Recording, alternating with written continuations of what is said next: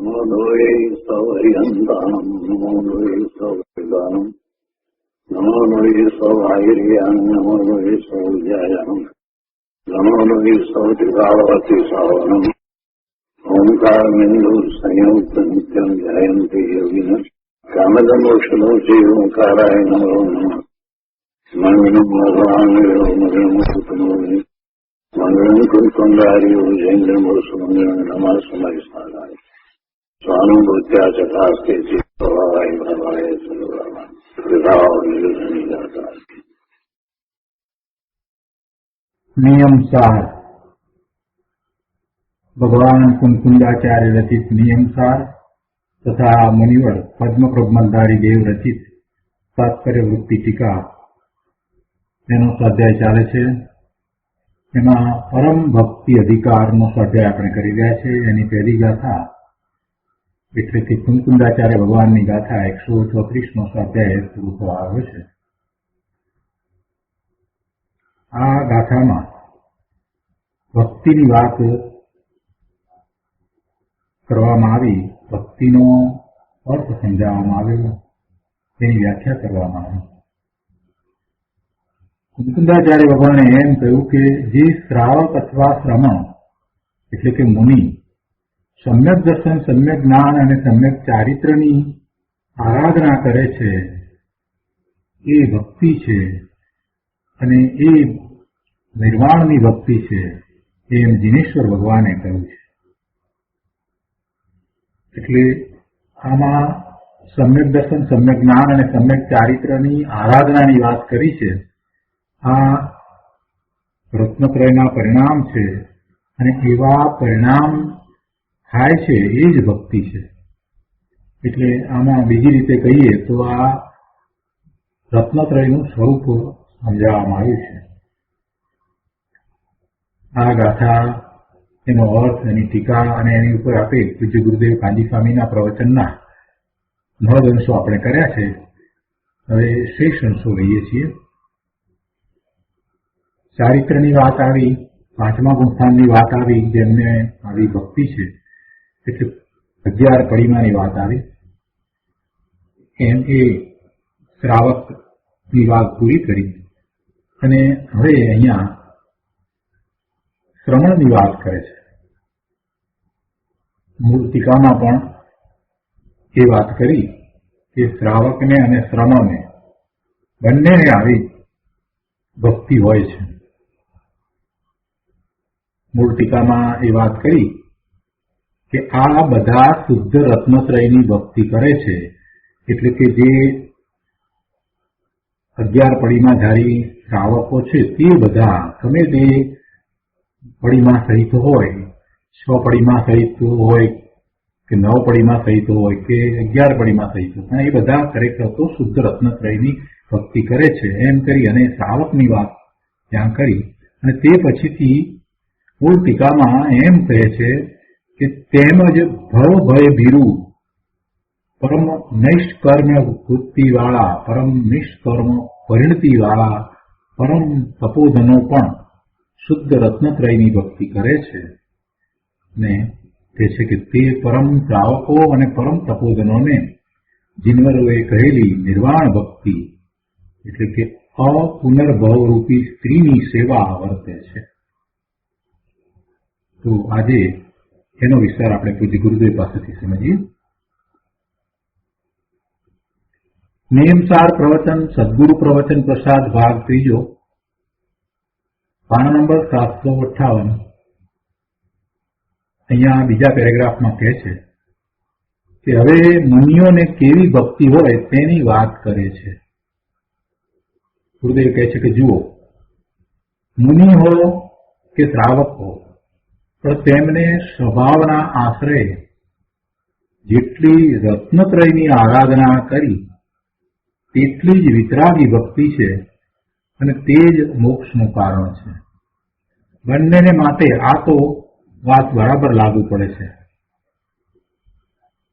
શું વાત લાગુ પડે છે કે સ્વભાવના આશ્રય જેટલી રત્નત્રયની આરાધના કરી તેટલી જ નિશ્ચયથી ભક્તિ છે, એ વિતરાગી ભક્તિ છે અને એ જ મોક્ષનું કારણ છે. સંતને માટે, મુનિને માટે પણ એમ છે અને શ્રાવકને માટે પણ એમ જ છે. આગળ કહે છે, સંત મુનિઓ આત્માના આનંદમાં ઝૂલતા હોય છે. રાગ ઘણો છૂટી ગયો છે. ત્યાં બાહ્યમાં વસ્ત્ર આદિ પણ સ્વયં છૂટી ગયા છે. એવા ભવભય ભીરુ પરમ નિષ્કર્મ વૃત્તિવાળા, પરમ નિષ્કર્મ પરિણતિવાળા પરમ તપોધનો પણ શુદ્ધ રત્નત્રયની ભક્તિ કરે છે. 5 પરમેષ્ઠી પદમાં ભરનારા વિતરાગી મુનિઓ ભવભય ભીરુ છે. પંચ પરમેષ્ઠીમાં જેમનું સ્થાન છે એવા આ વિતરાગી મુનિઓ ભવભય ભીરુ છે, એટલે કે એમને કોઈ ભોગની ઈચ્છા આકાંક્ષા નથી. કોઈ ભવમાં સુખની બુદ્ધિ નથી. ભવ એ સંસાર છે અને ભવ રહિત દશા એ પોતાની પૂર્ણ શુદ્ધ દશા છે, એ સિદ્ધની દશા છે, એ પંચમ ગતિ છે.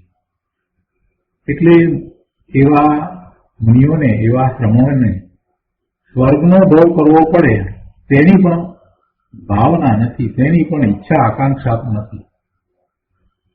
પોતાને સતત પોતાના સ્વરૂપનો અનુભવ વર્તે છે, એટલે કે જે નિર્વિકલ્પ ધ્યાનમાં સ્વાનુભૂતિ વખતે જે અનુભવ થયો છે એ તરફ જ લક્ષ રહે છે. પોતે ભગવાન આત્મા છે એની તરફ જ લક્ષ રહે છે. એમ પોતાની પરિણતિ શુદ્ધ છે. એટલે હંમેશા નિત્ય એ જ છે કે હું તો ચિદાનંદ જ્ઞાતા છું, હું તો ચિદાનંદ જ્ઞાતા છું, જ્ઞાન સ્વરૂપ છું, જ્ઞાન એકમાત્ર મારો સ્વભાવ છે. જ્ઞાન સિવાય હું બીજું કાંઈ કરતો નથી. જ્ઞાનમાં મારા અનંત ગુણના એક રૂપ પરિણામને અનુભવું છું. એટલે હું તો ચિદાનંદ, હંમેશા આનંદમય રહેતો જ્ઞાતા છું. મારા સ્વરૂપનું જ્ઞાન કરવા વાળો જ્ઞાતા ભગવાન આત્મા છું. રાગ મારું કાર્ય નથી. અને એવા ભાન સહિત તેમાં, એટલે કે આત્મામાં જેમને ઘણી લીનતા થઈ છે એવા મુનિરાજની આ વાત છે. એવા ભાવલિંગી સંતની આ દશા છે અને એમને જે ભક્તિ છે એની આ વાત છે. એમને રત્નત્રયની જે ભક્તિ છે એમાં કાંઈ હઠ નથી, પણ સ્વભાવના આશ્રયે તેવી સહજ દશા થઈ છે. તેઓ પરમ નિષ્કર્મ વૃત્તિવાળા છે, પરમ નિષ્કર્મ પરિણતિવાળા છે. નિષ્કર્મ પરિણતિ એટલે શું? કે કર્મની પરિણતિ એટલે કે કરવાનો ભાવ, પોતે એના સ્વામી થઈને કાંઈક કરે એવી એમને પરિણતિ નથી. છતાંય કર્મના ઉદય સાથે એ જ્ઞાતા ભાવે, દ્રષ્ટા ભાવે જોડાય છે,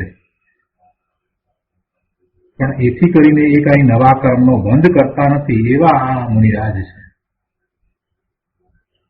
એટલે એ પરમ નિષ્કર્મ પરિણતિ વાળા છે, જેમને કોઈ કર્મ રહ્યું નથી, કોઈ કાર્ય નથી, એકમાત્ર પોતાનું સ્વરૂપ છે. એનું જ્ઞાન કરી અને આનંદમાં રહેવું, એટલે કે ચિદાનંદ જ્ઞાતા રૂપે પરિણમવું, એ જ એકમાત્ર જેમનું કાર્ય છે, કર્તવ્ય છે, કર્મ છે. એવા પરમ નિષ્કર્મ પરિણતિવાળા આ મુનિરાજ છે. સ્વરૂપના આનંદમાં એટલા બધા ઠર્યા છે કે અશુભ કે શુભ કર્મથી ઉદાસીન થઈ ગયા છે એવા વિકલ્પ પણ ઉઠતા નથી. આવા પરમ વિતરાગી સંતો પણ શુદ્ધ રત્નત્રયની ભક્તિ કરે છે. પોતે પોતાના ત્રિકાળી ધ્રુવ ભગવાન આત્મામાં એકાગ્રતા કરી અને સમ્યક દર્શન, સમ્યક જ્ઞાન, સમ્યક ચારિત્રના વિતરાગી પરિણામને જ પ્રગટ કરી રહ્યા છે. એમને શુદ્ધ રત્નત્રયની ભક્તિ વર્તે છે. કોઈને એમ લાગે કે શ્રાવકો કે મુનિઓ ક્રિયાકાંડમાં રોકાતા હશે, કાંઈક કરતા હશે, ક્રિયાઓ કરતા હશે? તો કહે છે કે ના, શ્રાવકો તેમજ મુનિઓ તો શુદ્ધ રત્નત્રયની ભક્તિ કરનારા છે, એ કાંઈ ક્રિયાકાંડ કરનારા નથી. જે કાંઈ ક્રિયાકાંડ થઈ રહ્યા છે એમાં પોતાનું સ્વામિત્વ પણ કરતા નથી. એવા એ શ્રાવકો અને મુનિઓ તો શુદ્ધ રત્નત્રયની ભક્તિ કરે છે. આ ભક્તિમાં રાગની વાત નથી, પણ શુદ્ધ આત્માના શ્રદ્ધા જ્ઞાન રમતા કરવા તે જ ભક્તિ છે, અને એવી એ ભક્તિ મુક્તિનું કારણ થાય છે. માત્ર પરનું લક્ષ કરી અને એવી સ્તુતિ વગેરે કરવી એટલી વાત નથી, પણ અહીંયા તો સ્વનું લક્ષ કરી અને સ્વરૂપમાંથી આવતા આનંદની અનુભૂતિ કરવી, એવી આ શુદ્ધ રત્નત્રયની ભક્તિ છે. અને એવી ભક્તિ છે ત્યારે વિતરાગી પરિણામ છે. એવી ભક્તિમાં જે રુચિ કરીને રહ્યા છે એ મોક્ષ માર્ગમાં છે. શ્રીમંદર ભગવાન વર્તમાનમાં અત્યારે મહાવિદ્ય ક્ષેત્રમાં વિરાજમાન છે. દેવો સમોત્તરણની રચના કરે છે તો પ્રભુ ત્યાં સમોત્તરણમાં વિરાજે છે. પ્રભુનો 500 ધનુષ્યનો દેહ છે. ધર્મના રાજા છે. તેમના સમોત્તરણમાં ગણધરો વિરાજે છે. એમના સમોત્તરણમાં તો ઇન્દ્રો પણ આવે છે, દેવો પણ આવે છે. એમના સમોત્તરણમાં તો બીજા કેટલાય કેવળી ભગવાન વિરાજે છે. એવા સિરુંદર સ્વામી, જેમનું આયુષ્ય 1 કરોડ પૂર્વનું છે, એવા કે ભગવાનના સમોત્તરણમાં એમની દિવ્ય ધ્વનિ સાંભળવામાં ગંધર્વો પણ છે, અને દેવો અને ઇન્દ્રો પણ છે, મનુષ્યો પણ છે, અને તિર્યંતો પણ છે. તો જે ગણના ધરનારા ગણધરો અને આચાર્યો, તો એવો પણ નમોકાર મંત્ર બોલીને જ્યારે પંચ પરમેષ્ઠીને નમસ્કાર કરે ત્યારે વિતરાગી આનંદમાં ઝૂલતા મુનિઓ તેમાં આવી જાય છે. ગણધર ભગવાન પણ નમસ્કાર મંત્ર બોલે છે, નમોકાર મંત્ર, ઓકાર મંત્ર, તો એમાં પંચ પરમેષ્ઠીને નમસ્કાર કરે છે. તો એમાં મુનિઓને પણ નમસ્કાર છે એમ આવી જાય છે. એટલે કેવા મુનિઓ છે? એ વિતરાગી આનંદમાં ઝૂલતા આત્માના પ્રચુર સંવેદન સહિત 7મે 6ઠે ઝૂલતા મુનિરાજની વાત છે, અને એ પણ એમાં આવી જાય છે. ગણધર જેને નમસ્કાર કરે તે સંતની દશા કેવી, એ મુનિની દશા કેવી, એ નિર્ગ્રંથ મુનિની કેવી અંતરંગ દશા હશે? પ્રભુ એ તો ક્યારેય કેવળ જ્ઞાન પ્રગટ કરી લે કહેવાય નહીં. અત્યારે 7મે 6ઠે ઝૂલે છે અને આત્માના પ્રચુત્વ સંવેદન સહિત દિવસમાં 1000 વાર સ્વરૂપને સ્પર્શે છે, સ્વરૂપમાં લીનતા કરે છે. એવા એ મુનિરાજ સ્વરૂપમાં સ્થિરતા કરી દે અને શ્રેણી ચડી જાય છે તો કેવળ જ્ઞાન પ્રગટ કરી લે છે. એટલે એવા આ સંત મુનિની દશાની વાત કરી છે, અને એને ગણધર પણ નમસ્કાર કરે છે એમ અહીંયા કહ્યું છે. ગણધર જેને નમસ્કાર કરે તે સંતની દશા કેવી? જો ગણધર ભગવાન હોય, આચાર્ય ભગવાન હોય, ઉપાધ્યાય ભગવાન હોય અને મુનિ મહારાજ હોય, એ બધા સાધુ છે, એ બધા સાધક છે. પોતાના આત્માના શુદ્ધ સ્વરૂપની સાધના કરવાવાળા સાધુ છે, અને જીનેશ્વર ભગવાનની નિશ્રામાં એ કેવળ જ્ઞાન પ્રગટ કરવાવાળા છે. એટલે એ 3 પદ કહેવામાં આવ્યા, પણ એ 3 પદ ગયા તે છતાં એવો કોઈ ક્રમ નથી કે પહેલા મુનિ હોય, પછી ઉપાધ્યાય થાય, અને પછી આચાર્ય થાય, અને પછી ગણધર થાય, અને પછી એમને કેવળ જ્ઞાન થાય. એવો ક્રમ નથી. જેને સ્વરૂપને વિશે એકાગ્રતા ઘણી વધી ગઈ છે, જેને 7મા ગુફાની દશા વર્તે છે, અને એને સ્વરૂપમાં એકાગ્રતા ખૂબ થાય છે તો એ શ્રેણી ચડી જાય છે. એ મુનિ હોય, ઉપાધ્યાય હોય, આચાર્ય હોય કે ગંધર્વ ભગવાન હોય, એ બધા સાધુ છે. એમની દશા તો નિર્ગ્રંથ મુનિની છે, 7ને 6 ગુંઠાને રહેલા છે. એટલે એમાં કોઈ નાનું નથી, કોઈ મોટું નથી. જે પદની વાત કરવામાં આવી છે એ એમના જે વ્યવહારથી જે કાર્ય છે એ અપેક્ષાએ એ પદની વાત કરવામાં આવી છે. ગંધર્વનું પદ, આચાર્યનું પદ કે ઉપાધ્યાયનું પદ. પણ મોક્ષ માર્ગમાં તો બધાની દશા પોતે જ્ઞાન સ્વરૂપ ભગવાન આત્મામાં એકાગ્રતા કરવા વાળા મુનિની જ છે. એ 7ને 6 ગુંઠાને ઝૂલતા મુનિ જ છે. એટલે પોતાના એવા પુરુષાર્થ દ્વારા એ પોતે શ્રેણી ચડી અને કેવળ જ્ઞાન પ્રગટ કરે છે. આવી દશા છે. એટલે અહીંયા નમસ્કાર મંત્રની અંદર ગંધર્વ ભગવાન હોય કે આચાર્ય ભગવાન હોય તે પણ પંચ પરમેશ્વરીને નમસ્કાર કરે છે. એમ નથી કે એ માત્ર હરિયંત પરમેશ્વરને અને સિદ્ધ ભગવાનને જ નમસ્કાર કરે, એમ નથી હોતું. કેમ કે જેને નમસ્કાર કરે છે એ તો એમની દશાને નમસ્કાર છે. અને એવા તો મુનિ એ સમુદ્રમાં બિરાજમાન હોય, બીજા તીર્થંકર ભગવાનના સમુદ્રમાં પણ બિરાજમાન હોય. એટલે એમાં તો બધા એવી દશામાં રહેલા સર્વ મુનિઓ, એવા નિર્ગ્રંથ મુનિઓ જે ભવિષ્યમાં શ્રેણી ચડવાના જ છે, તો એવી જે અદભુત દશા સહિત છે એમને નમસ્કાર કર્યા છે. એટલે આ ગંધર્વ મુનિને નમસ્કાર કરે એનું આ સમાધાન છે. ગંધર્વ મુનિને નમસ્કાર કરે કે ન કરે એવો જે પ્રશ્ન થતો હોય તો એનું સમાધાન અહીંયા મળી જાય છે. પંચ પરમેષ્ઠી એટલે પરમ ચૈતન્ય પદમાં જે સ્થિર થયા છે તેઓ પરમેષ્ઠી છે. એવા સંત મુનિઓ અત્યંત ભવભીરુ છે. એમને હવે ભવનું ભ્રમણ કરવું નથી, ભવ કરવો નથી, કોઈ ભવ જોઈતો નથી. અને રાગ રહિત નિષ્કર્ણ પરિણતિ વાળા છે. એવા સંતો પણ શુદ્ધ રત્નત્રયની ભક્તિ કરે છે. શુદ્ધ રત્નત્રયની ભક્તિ કરે છે એટલે માત્ર પોતાના સ્વરૂપમાં સમ્યક દર્શન, સમ્યક જ્ઞાનપૂર્વક ખૂબ એકાગ્રતા કરે છે. એ શુદ્ધ રત્નત્રયની ભક્તિ છે.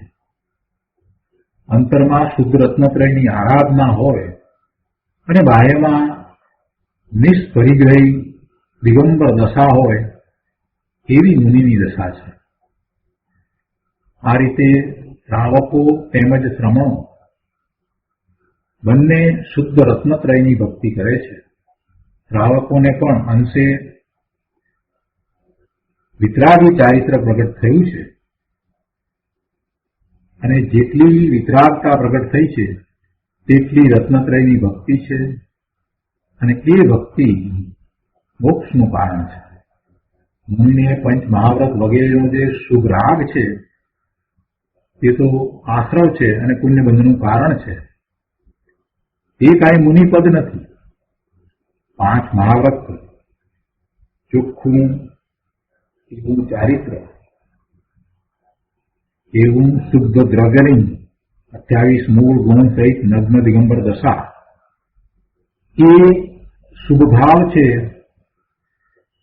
અને એ શુભભાવ છે એટલે આશ્રવ છે અને પુણ્યબંધનું કારણ છે. એ કાંઈ મુનિપદ નથી. મુનિપદ તો સંવર નિજરા રૂપ દશા છે. પોતાના ચૈતન્ય ભગવાન આત્માના આશ્રયે જે પ્રગટ થતી સંવર અને નિજરા રૂપ જે દશા છે એ સાચું નિશ્ચયથી મુનિપદ છે. અને એવું જે મુનિપદ છે એવી 7મા 6ઠા ગુંફાની દશા છે. તો સાથે એવું શુદ્ધ નગ્ન દિગંબર 28 મૂળ ગુણ સહિતનું બાહ્ય ચારિત્ર હોય છે. પણ એ બાહ્ય ચારિત્ર એટલાથી કાંઈ મુનિપદ છે એમ નથી. મુનિપદ તો સંવર નિદ્રારૂપ દશા છે. તે દશા ચૈત્યન સ્વભાવના આશ્રયથી પ્રગટે છે અને આ જ નિર્વાણની ભક્તિ છે. આવી ભક્તિથી જ મુક્તિ થાય છે. ગુરુદેવ કહે છે, બહુ નિયમ સારમાં તો અમૃતના દરિયાને ઉછાળ્યો છે.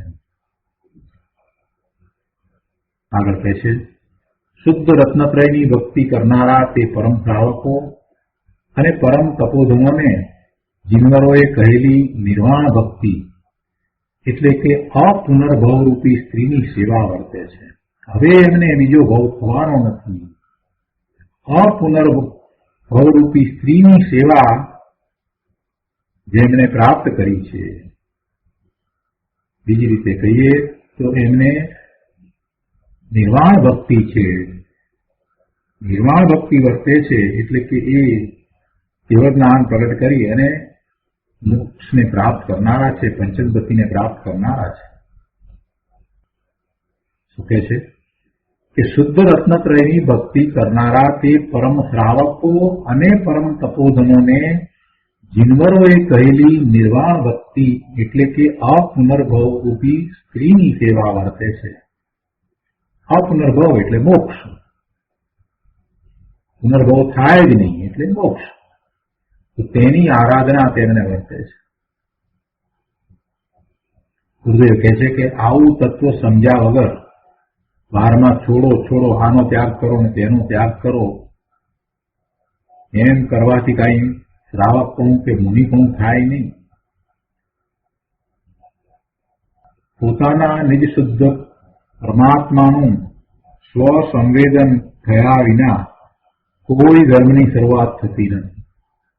મોક્ષ માર્ગનું પહેલું પગથિયું જ એ છે કે સ્વાનુભૂતિ સહિત સમ્યક દર્શન, સમ્યક જ્ઞાન અને અંશે ચારિત્ર પ્રગટ થવા. ત્યાંથી તો ધર્મની શરૂઆત થાય છે અને ધર્મની શરૂઆત થાય છે તે પછીથી એટલે કે સમ્યક્ત્વ થાય તે પછીથી ચારિત્રનો પુરુષાર્થ હોય છે. અને સમ્યક્ત્વ વિના તો અંશે ચારિત્ર પણ નથી. સમ્યક્ત્વ વિના તો અંશે ચારિત્ર પણ નથી. બાહ્ય ચારિત્ર પાળે પણ એથી કઈ એ ચારિત્ર કહેવાતું નથી. એ શુભ ભાવ છે અને એને કારણે આશ્રવ અને પુણ્યનો બંધ થાય છે એટલે ભવના ભ્રમણ થાય છે. ચારિત્ર તો સમ્યક્ત્વ સહિત જ હોય, સમ્યક્ત્વ થયા પછી જ હોય. એટલે પાંચમા ગુણસ્થાનની દશાની અંદર જે દેશ ચારિત્ર છે કે છઠ્ઠે સાતમે ગુણસ્થાને પૂર્ણ ચારિત્ર છે એ બધું સમ્યક્ત્વ સહિત જ હોય છે. અને એનું જેને ચારિત્ર છે એને જ આવી નિર્વાણની ભક્તિ હોય છે. આત્માના શુદ્ધ રત્નત્રયની આરાધના તે જ મોક્ષની ખરી ક્રિયા છે. એ મોક્ષની ખરી ક્રિયા છે. મુક્તિનો એ જ માર્ગ છે. આખો માર્ગ એક જ પ્રકારે છે. માર્ગમાં કઈ અનેક પ્રકારે વિવિધતાઓ વર્તતી નથી. ધર્મની શરૂઆત જે રીતે કરે છે એ જ રીતે એ આખા મોક્ષ માર્ગની પૂર્ણાહુતિ કરી અને પૂર્ણ દશાને પ્રાપ્ત કરે છે. માર્ગમાં બીજું કાંઈ જ નથી. પોતાના ત્રિકાળી ધ્રુવ શુદ્ધ સ્વરૂપમાં એકાગ્રતા કરવી. આ એકાગ્રતા પહેલી વખત થાય છે તો સમ્યક્ત્વ પ્રગટ થયું એમ કહેવાય. એટલે એ દશાને સ્વાનુભૂતિ સહિતની જે દશા થઈ તો એને એ સમકીતિ થયો, સમ્યક દ્રષ્ટિ થયો એમ કહીએ છીએ. વારંવાર એવો પુરુષાર્થ કરે છે, એકાગ્રતા ઘણી વધતી જાય છે એટલે એની અંતરમ દશા જ એવી પાંચમા ગુણસ્થાન અનુભૂત થાય છે. એટલે સહજ રીતે એને બાહ્યમાં એવું ચારિત્ર લેવાઈ જાય છે, બીજું બધું છૂટી જાય છે અને એ શ્રાવક થાય છે. 11 પ્રતિમાધારી શ્રાવક થઈ જાય છે. હજી વિશેષ એકાગ્રતા કરતો જાય છે તેમ તેમ તેનો વૈરાગ્ય વધતો જાય છે. જગતના પદાર્થો પ્રત્યેની વૃત્તિ ક્ષીણ થઈ જાય છે. જ્ઞાન સહિતનો અદ્ભુત વૈરાગ્ય પ્રગટ થાય છે. જગત અને જગતના જીવો પ્રત્યે સમભાવ વર્તે છે. જે પૂતગલ છે એની અંદર એ મૂલ્યાંકનો કરતો નથી. પૂતગળ માત્રને સોનું હોય કે માટી હોય એને એક સમાન સમજે છે. એવી જ રીતે જીવની કોઈ પણ પર્યાય હોય તો એમાં પણ એ કાંઈ ભેદ પાડતો નથી. સર્વ જીવને જીવ તરીકે જુએ છે, ભગવાન આત્મા તરીકે જુએ છે અને પોતાની અંદર પણ ગુણ ગુણીનો ભેદ કરતો નથી. એમ એને સંભાવ છે એવો સમરસી ભાવ પ્રગટ થયો છે. એવી દશા થઈ છે ત્યારે એ મુનિ થઈ જાય છે. એટલે મુનિપણું પણ સહજ છે. બાહ્યમાં એવું જ પછી ઉત્કૃષ્ટ ચારિત્ર હોય છે. એટલે આખો મોક્ષનો માર્ગ છે તે અંતરંગ છે અને એને અનુરૂપ બાહ્યમાં એવી જ દશા હોય છે. અંતરંગ દશા હોય અને બાહ્યમાં એવી દશા ન હોય એમ ક્યારેય બનતું નથી. બાહ્યમાં પણ એવી જ દશા હોય છે. એટલે આખો પુરુષાર્થ જે છે એ તો પોતાના સ્વરૂપમાં એકાગ્રતા વધારતા વધારતા વધારતા વધારતા સ્થિરતા સુધી પહોંચવાનો છે. પૂર્ણ સ્થિરતા જયારે થઈ જાય છે તો એવી દશાને આપણે પર્યંતની દશા કહીએ છીએ.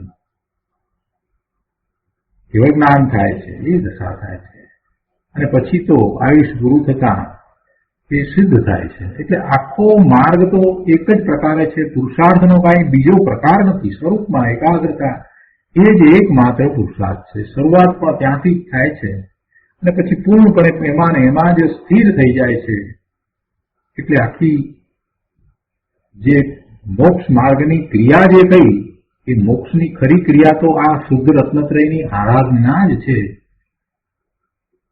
શું કે છે અહીંયા કે આત્માના શુદ્ધ રત્નત્રયની આરાધના તે જ મોક્ષની ખરી ક્રિયા છે. આ જ ક્રિયા છે. બાકી કોઈ શરીરની ક્રિયાથી કાંઈ મોક્ષ માર્ગ છે એમ તો નથી. શરીરની ક્રિયા તો જડની છે. જળની ક્રિયા જળના કારણે થાય. એમાં ભગવાન આત્મા શું કરે? આત્માનું કાર્યક્ષેત્ર એના પોતાના ક્ષેત્ર સુધી જ છે. પોતે અસંખ્ય પ્રદેશી ભગવાન આત્મા છે. પ્રદેશ રીતે અસંખ્ય છે પણ એ એક છે, અભેદ છે, અખંડ છે. તો એવું પોતાનું જે ક્ષેત્ર છે એ ક્ષેત્રની બહાર એ કાંઈ કરતો જ નથી, કરી શકતોય નથી. એટલે પરની ક્રિયા તો એ ક્યાંથી કરે? જળ એવા શરીરની ક્રિયાનો એ સ્વામી ક્યાંથી થાય? માત્ર પોતાના ક્ષેત્રમાં રહીને પોતાના ત્રિકાળી શુદ્ધ દ્રવ્યના આશ્રય પૂર્ણપણે પરિણમી જઈને એ મોક્ષ માર્ગને સાધે છે અને પૂર્ણ મુક્ત દશાને પ્રાપ્ત કરે છે. એટલે શરીરની ક્રિયા તો એ જળની છે. આત્માના સ્વભાવના આશ્રય પર્યાય પલટીને વિતરાગી પર્યાય પ્રગટી જાય તે ધર્મ ક્રિયા છે. અને આવી ક્રિયા શ્રમણો અને શ્રાવકો કરે છે. વચ્ચે સુભાવ આવે, રાગ હોય એવો, તો તેને કઈ ધર્મની ક્રિયા માનતા નથી. તેમજ બાહ્યમાં દેહ આદિની ક્રિયા જે થાય તો એને પણ એ પોતાની ક્રિયા માનતા નથી. એના એ સ્વામી થતા નથી. બહુ સરસ વાત કરી છે ગુરુદેવે.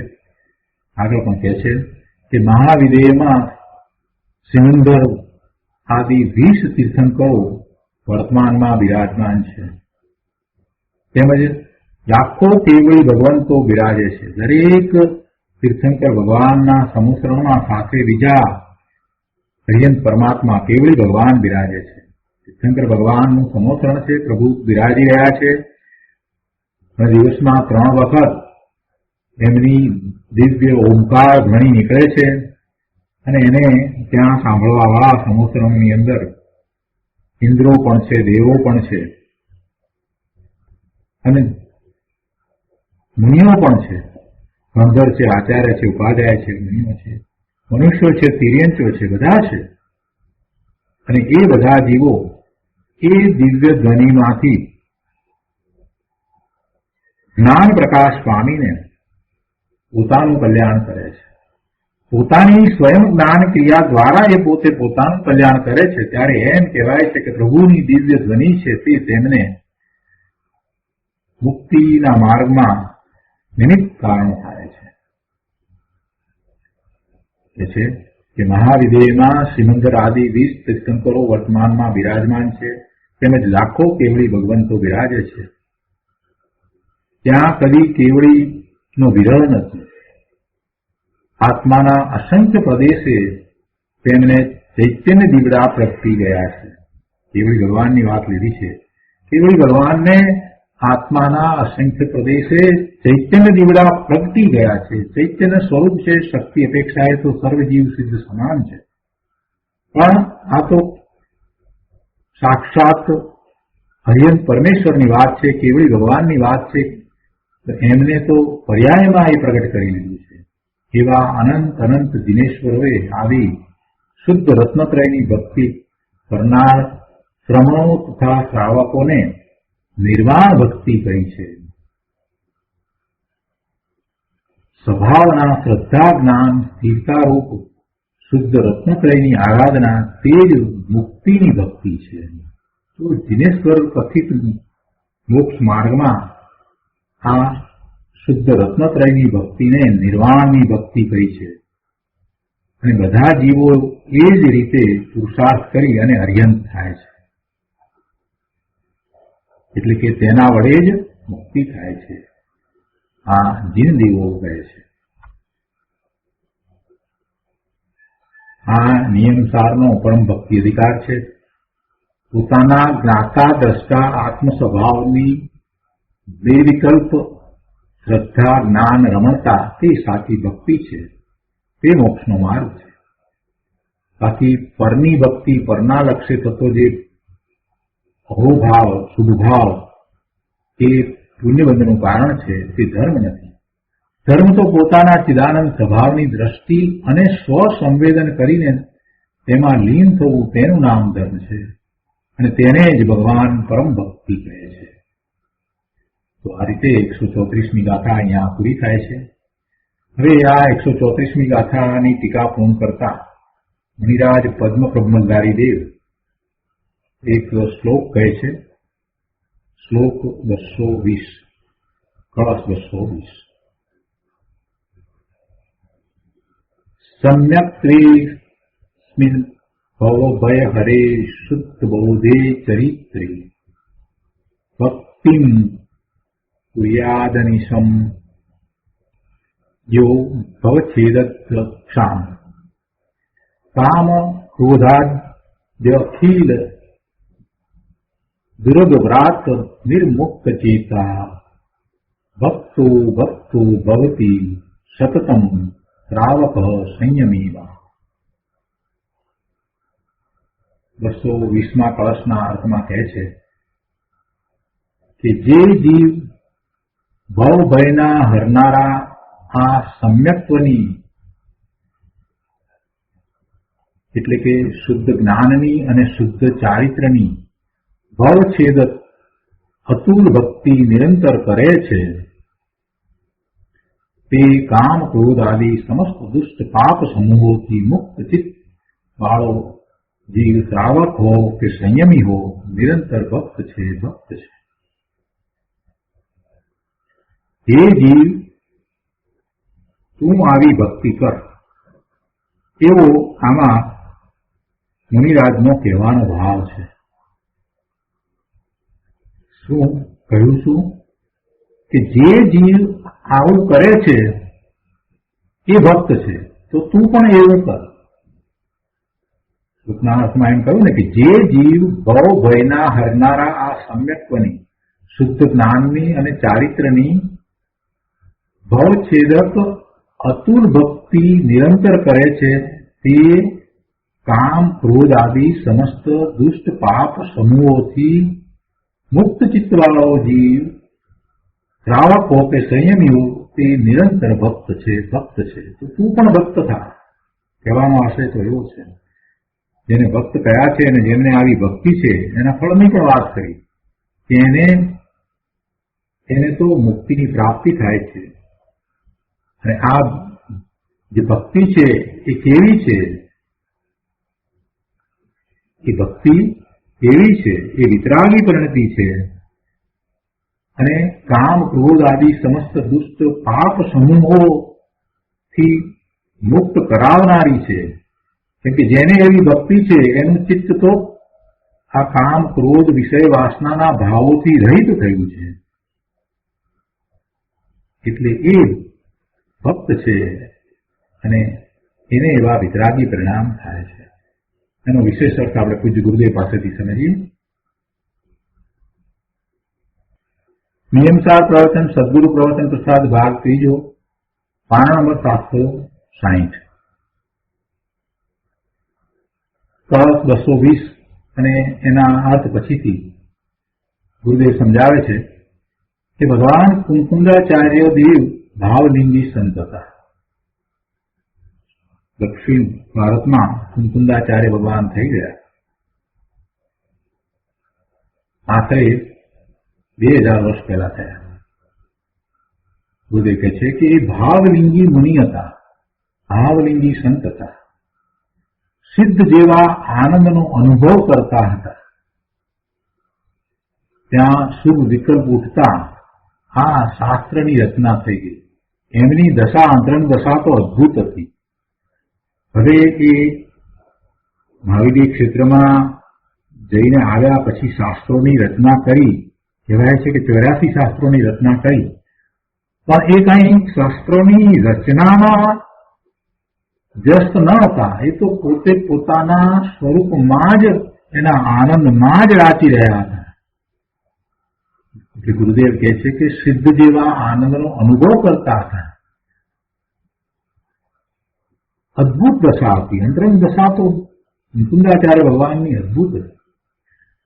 અને એવી દશાને જયારે અનુભવતા હતા અને પછી જયારે બહારમાં આવે, એવી દશાનો અનુભવ થયા પછી બહારમાં આવે એટલે કરુણારસ, જીવોના દુઃખને જોઈને કરુણારસ એમનાથી શાસ્ત્રોની રચના થઈ ગઈ. એટલે એવો શુભ વિકલ્પ આવ્યો અને આ શાસ્ત્રની રચના થઈ. પણ એ પોતે તો ભાવલિંગી સંત હતા, સિદ્ધ જેવા આનંદનો અનુભવ કરતા હતા અને શુભ વિકલ્પ ઉગતા આ શાસ્ત્રની રચના થઈ ગઈ.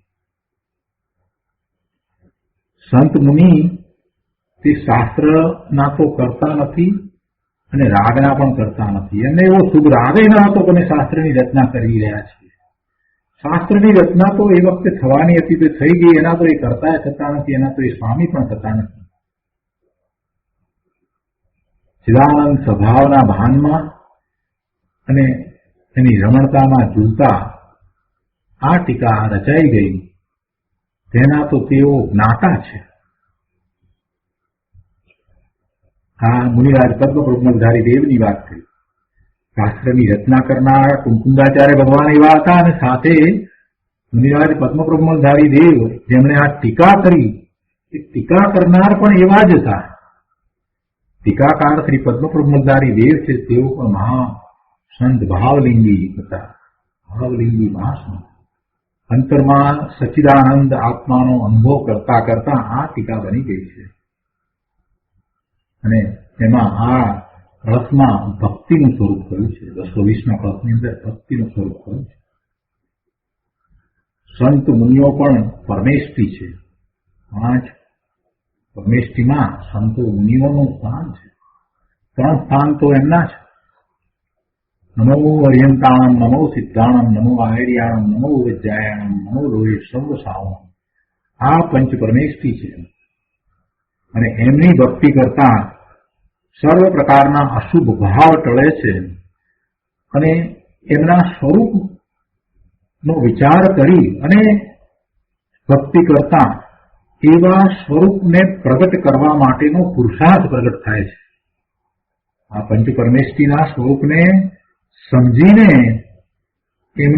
એમના સ્વરૂપનું ચિંતન કરતા આપણને આપણા પોતાના શુદ્ધ સ્વરૂપનું જ્ઞાન ભાન થાય છે અને એવા પોતાના શુદ્ધ સ્વરૂપનું અનુભૂતિ સહિત જ્ઞાન ભાન કરવા માટેનો પુરુષાર્થ ઉપડે છે.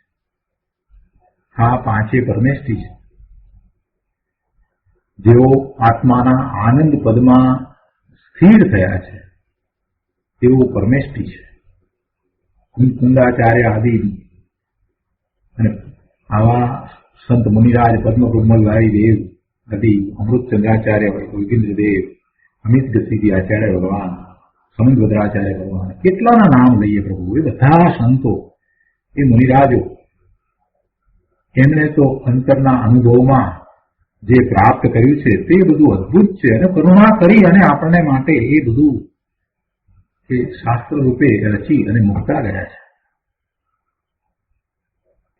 એટલે એમના અંતરના અનુભવમાં જેવું આવ્યું એવું જ એમણે અહીંયા પ્રગટ કર્યું છે, એવું જ એમણે કહ્યું છે. શું કહ્યું છે? તો કહે છે કે મારો જ્ઞાન આનંદ સ્વભાવ છે, તેમાં ગુણ ગુણીના ભેદનો વિકલ્પ પણ નથી. મારો જ્ઞાન આનંદ સ્વભાવ છે, તેમાં ગુણ ગુણીના ભેદનો વિકલ્પ પણ નથી. તેવા શુદ્ધ આત્માનું ભાન થવું તે પહેલી ભક્તિ છે. જે શ્રાવક એવું ભાન કરે તે જ ભક્ત છે. રાગથી તો બંધન થાય છે, શુભ ભાવથી તો બંધન થાય છે, કર્મનો બંધ કરે છે. નીચલી ભૂમિકામાં ભગવાનની ભક્તિ વગેરેનો સુગરાગ આવે છે, પણ જ્ઞાની તેને આશ્રવ સમજે છે, તેને પુણ્યબંધનું કારણ સમજે છે. તે ભક્તિ પરમ ભક્તિ નથી. એ પરમ ભક્તિ નથી. પરમ ભક્તિ તો પોતાના શુદ્ધ આત્માની ભક્તિ છે. પોતાના શુદ્ધ આત્માની ભક્તિ કરવી તે પરમ ભક્તિ છે. શુદ્ધ રત્નત્રયની ભક્તિ તે પરમ ભક્તિ છે. શુદ્ધ સમ્યક દર્શન જ્ઞાન ચારિત્ર તે ભવ ભયનો નાશ કરનારા છે. તેની ભક્તિ એ પરમ ભક્તિ છે અને એ મુક્તિનું કારણ છે. એનો આ અધિકાર છે. નિમિત્તથી કે રાગથી આત્માને લાભ માને તે તો મિથ્યાત્વ છે. ભેદનો વિકલ્પ ઉઠે તે પણ રાગ છે. ભેદનો વિકલ્પ ઉઠે એ પણ રાગ છે. કેમ કે વસ્તુ સ્વરૂપમાં ક્યાંય ભેદ નથી. વસ્તુ સ્વરૂપ તો અભેદ છે, અખંડ છે, ત્રિકાળ એક સરખું જ રહે છે. એની અંદર તો કોઈ મલિનતાએ વ્યાપતી નથી. એ તો ત્રિકાળ શુદ્ધ જ છે, નિત્ય છે. એને પરની અપેક્ષા પણ નથી. એટલે એમાં ભેદની કલ્પના કરવી તે રાગ છે. ગુણગુણીનો ભેદ કરવો એ પણ રાગ છે. એટલે ભેદનો વિકલ્પ એ તો રાગ છે. એવા ભેદનો વિકલ્પ એનું લક્ષ્ય છોડીને ચિદાનંદ જ્ઞાન સ્વભાવની ભક્તિ કરે તો નિશ્ચય ભક્તિ છે. અને ત્યાં સુભરાગને વ્યવહાર ભક્તિ કહેવાય છે. સર્વજ્ઞના માર્ગમાં તો શુદ્ધ રત્નત્રયને જે ભજે તેને જ ભક્ત કહે છે. શુદ્ધ આત્માની શ્રદ્ધા કરીને રાગ રહિત સ્વસંવેદનથી પોતાના આત્માને જ સ્વજ્ઞેય બનાવીને જે જાણે છે તેને સમ્યક જ્ઞાનની ભક્તિ છે. જો અહીંયા ગુરુદેવ થોડીક વધુ સ્પષ્ટતા કરે છે. સમ્યક્ત્વની વાત કરી કે રત્નત્રયના પરિણામ વિતરાગી પરિણામ છે.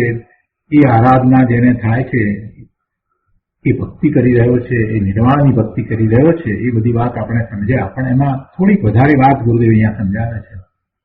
ગુરુદેવ કહે છે કે શુદ્ધ આત્માની શ્રદ્ધા કરી, આત્મા શુદ્ધ છે એવી શ્રદ્ધા કરી, રાગ રહિત સ્વસંવેદનથી પોતાના આત્માને જ સ્વજ્ઞેય બનાવીને જે જાણે છે તેને સમ્યક જ્ઞાનની ભક્તિ છે. સમ્યક્ત્વની અંદર સમ્યક દર્શન, સમ્યક જ્ઞાન, સમ્યક ચારિત્ર ત્રણ થયા. તો એમાં સમ્યક જ્ઞાન દ્વારા જે ભક્તિ છે તો એ સમ્યક જ્ઞાન દ્વારા કઈ રીતે ભક્તિ થાય છે? સમ્યક જ્ઞાન દ્વારા કઈ રીતે ભક્તિ છે? તો કહે છે કે પોતાના આત્માને સ્વજ્ઞેય બનાવી અને એને જાણવું, એનું જ જ્ઞાન કરવું. એનું જ્ઞેય બીજું કાંઈ છે જ નહીં. પોતાનો ભગવાન આત્મા એ જ એનું જ્ઞેય છે. એને જ્ઞેય બનાવવું, બીજું કોઈ જ્ઞેય નથી. એકમાત્ર પોતાનું ત્રિકાળી શુદ્ધ સ્વરૂપ એ જ એક એનું જ્ઞેય છે અને એને જ જ્ઞેય બનાવીને એનું જ જ્ઞાન કરવું એ સમ્યક જ્ઞાનની ભક્તિ છે. અને એવી ભક્તિ ગૃહસ્થ હો કે મુનિ હો, જેને પોતાના શુદ્ધ આત્માના શ્રદ્ધા જ્ઞાન ચારિત્ર નો અનુભવ થયો છે અને એની આરાધના છે, એને એવી ભક્તિ હોય છે અને એ સાચો ભક્ત છે. એ ગૃહસ્થને પણ એવી ભક્તિ હોય. તમને દર્શન થઈ ગયા પછીથી આ બધું સહેલું થઈ જાય છે, પણ સમ્યક તો નથી થયું તો પણ આ વાતને તો ગાંઠે બાંધી લેવા જેવી છે કે એક પોતાનું ત્રિકાળ શુદ્ધ સ્વરૂપ છે, એ જ જ્ઞેય છે, બીજા પર જ્ઞેયોનું લક્ષ કરવા જેવું નથી પ્રભુ. એક માત્ર પોતાનું ત્રિકાળી શુદ્ધ સ્વરૂપ છે, એ જ એનું જ્ઞેય છે અને એને જયારે એ જ્ઞેય બનાવીને એનું જ્ઞાન કરે છે તો એને સમ્યક જ્ઞાન થાય છે, એને નિર્મળ પરિણામ થાય છે અને એ જ પરિણામને અહીંયા રત્નત્રયની આરાધના કરી છે.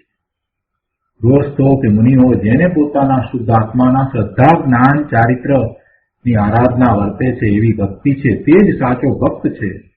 અને આ ભક્તિ કેવી છે તો કે એ ભક્તિ ભવની છેદક છે. એ ભક્તિ જે કરે છે એને હવે ભવના ભ્રમણ થતા નથી. ભવની છેદક છે, ભવને છેદનારી છે. ચિદાનંદ ભગવાન આત્મામાં તો ભવ નથી. ભગવાન આત્મામાં તો કોઈ ભવ છે જ નહીં.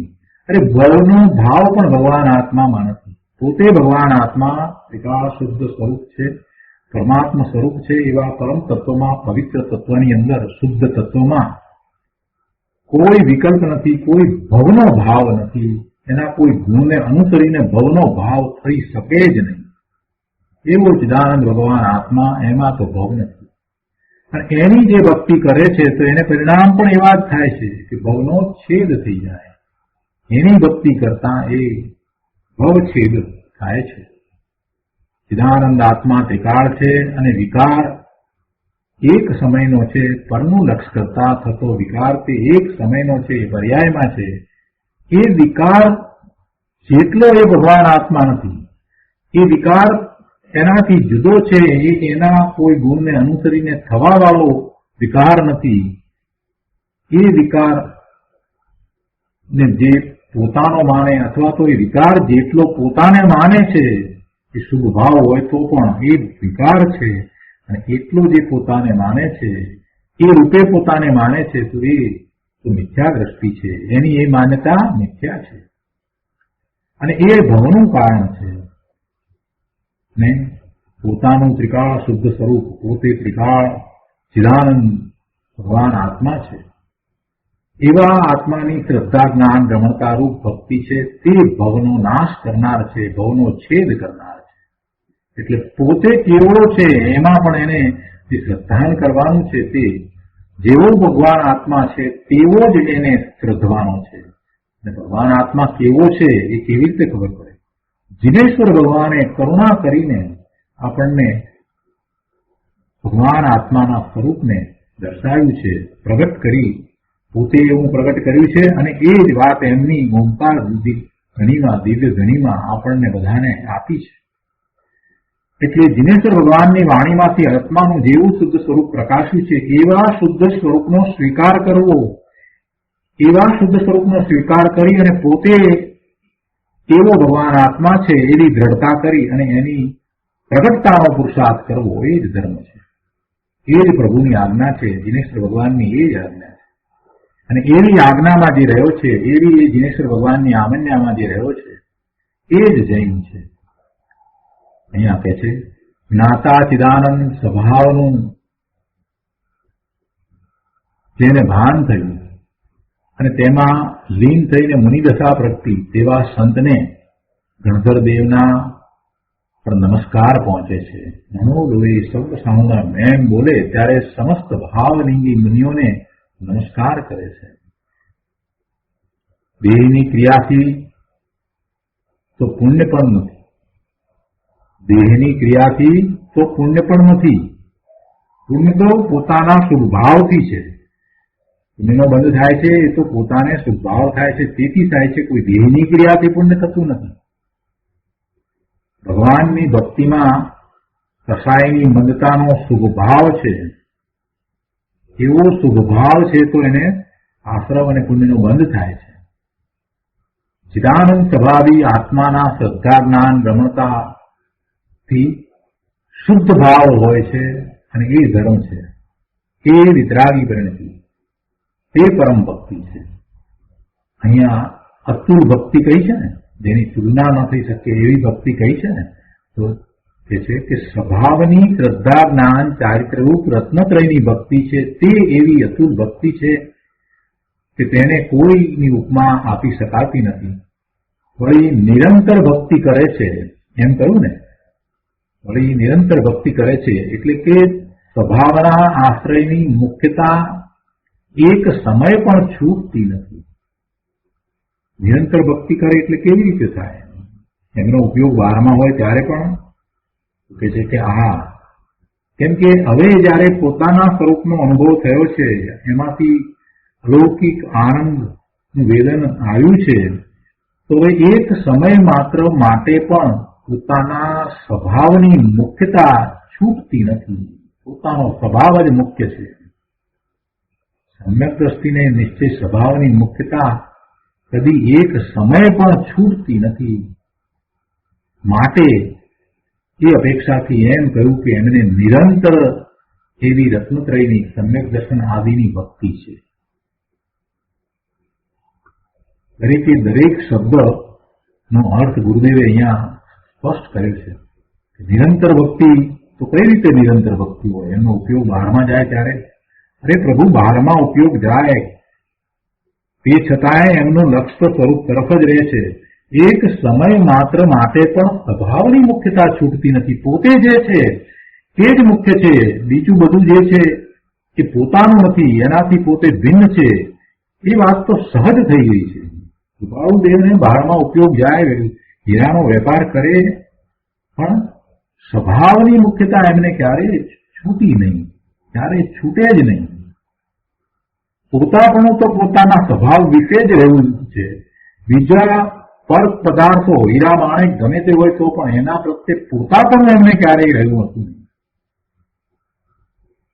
ક્યારેય એમને પર પ્રત્યે પોતાપણું હતું નહીં. એક પ્રસંગે હીરાનો વેપાર કરતા હતા, તે વખતે હીરાના પડીકાને ખોલીને બેઠા હશે ને બધી વાત થઈ. ત્યાર પછીથી જવાનું થયું તો એમની સાથે જે ભાઈ હતા એમને કહ્યું કે જોજો તમારું આ પડીકા વગેરે ખોલ્યા હતા તો કઈ રહી ન જાય. ત્યારે કૃપાળુદેવે એમ કહ્યું કે અમારું જે હોય તે રહે નહીં અને જે રહી જાય તે અમારું હોય નહીં. અદભુત વાત છે પ્રભુ. એના ઉપર ચિંતન કરવા ખ્યાલ આવે છે કે અમારું શું છે, જે પોતાનું શું છે. પોતાનું તો પોતાનો સ્વભાવ છે અને પોતાના સ્વભાવ તરફની આવી જેને દ્રષ્ટિ હોય એને જ આવી વાણી નીકળે. બહુ સરસ વાત કરી છે કે સમ્યક દ્રષ્ટિને નિશ્ચય સ્વભાવની મુખ્યતા કદી એક સમય પણ છૂટતી નથી. અને એટલા માટે જ અહીંયા એમ કહ્યું કે એને નિરંતર સમ્યક દર્શન આદિની ભક્તિ છે. કુંકુંદાચાર્ય દેવ અને પદ્મપ્રબલધારી મુનિરાજ મહા અધ્યાત્મની મૂર્તિ હતા, અમૃતના કંદ હતા. તેઓ અત્યારે સ્વર્ગમાં બિરાજે છે. ત્યાંથી નીકળી કેવળ જ્ઞાન પામીને મુક્ત થઈ જશે. તેઓ કહે છે કે અહોળું શ્રમણ હો કે શ્રાવક હો, તેને શુભ કે અશુભ રાગ વખતે પણ દ્રવ્ય દ્રષ્ટિની મુખ્યતા છૂટતી નથી. દ્રવ્ય દ્રષ્ટિની મુખ્યતા છૂટતી નથી. સ્વભાવની મુખ્યતા છૂટતી નથી. પરમાત્માએ કહેલી વાતને સંતોએ નગારા પીટીને જાહેર કરી છે.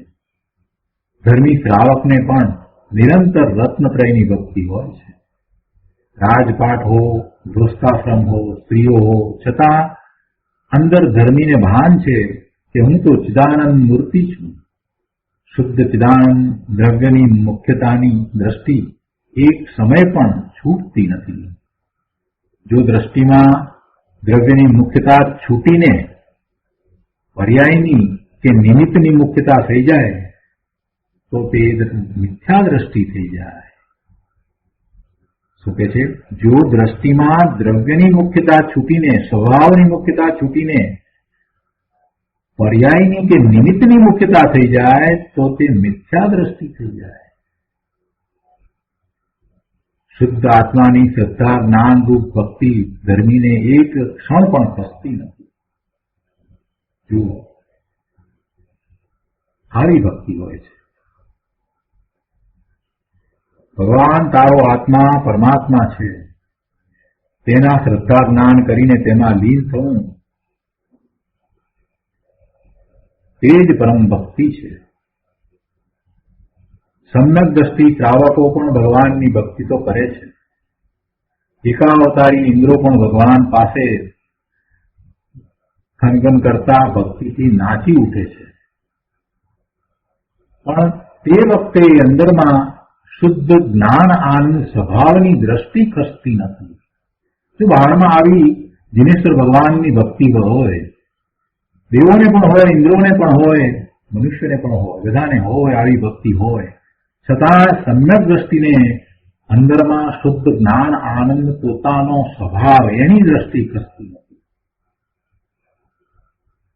દેવલોકની વાત કરે છે, કહે છે કે નંદીશ્વર દીપમાં શાશ્વત પ્રતિમા છે, કોઈએ બનાવી નથી, અકૃત્રિમ છે, કૃત્રિમ નથી, કોઈએ બનાવી નથી, શાશ્વત પ્રતિમા છે નંદીશ્વર દીપ.